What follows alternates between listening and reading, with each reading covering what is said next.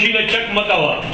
لکه غوایي غونته د هر یو شي نه چک مکوه او پښتون زلمي درته ویم کارونه سپک مکوه دا تور کمیس او سپین پرتوګ د پنجابیانو کار دی دغه پیشن ګورې را دی خوا دا ټک مکوه او مایپل ته ګورل والا پکې خبرې کوه د مسې جړا غونته په هر ځای کې چورلک مکوه او زمونږ کمل قرآن دی د دغې دوو کسانو نه دی ما ته خبرې د مولا او د ملک مکوه او زما د ګل په شان ښایسته ښایسته یاران پې مړه دي زما په مخ کې صفتونه د ټوپک مه کوه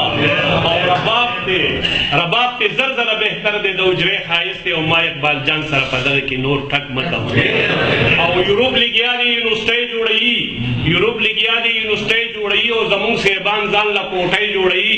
زما او ستا په طرقۍ څه کوي ځان له شرابو له بټۍ جوړوي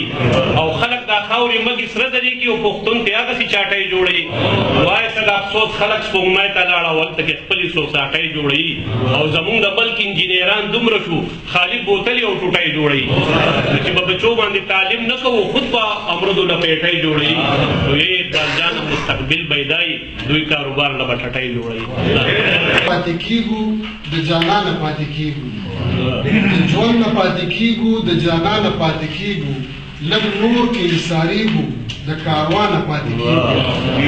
او په کر کې د ګلونو مخکې یو بیا ولې په کر کې د ګلونو مخکې یو بیا ولې په ویش کې د ګلونو د باغوانه پاتې کېږو او وزر شته نه اوزار نه زر نه زور شته د جانانه وزر شته نه اوزار نه زر نه زور شته د جانانه د ژوند پایه په مخکې د روانه پاتې کېږو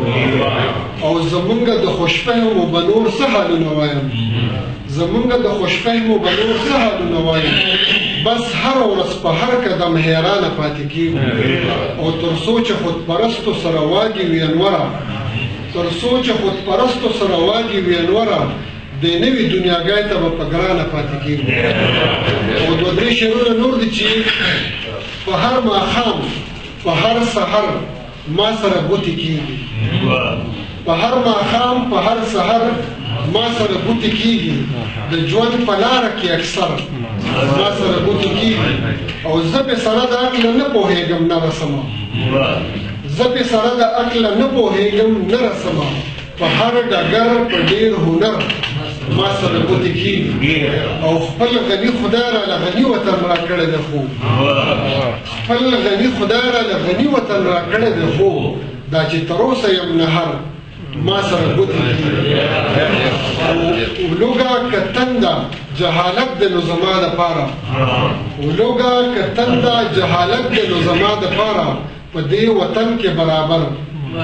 ما سره ګوتې کېږي او اوس خو په دې برخه کې چا سره لحاظ نه کوي اوس خو په دې برخه کې چا سره لحاظ نه کوي اوس خو په جار وایي انور ما سره ګوتې کېږي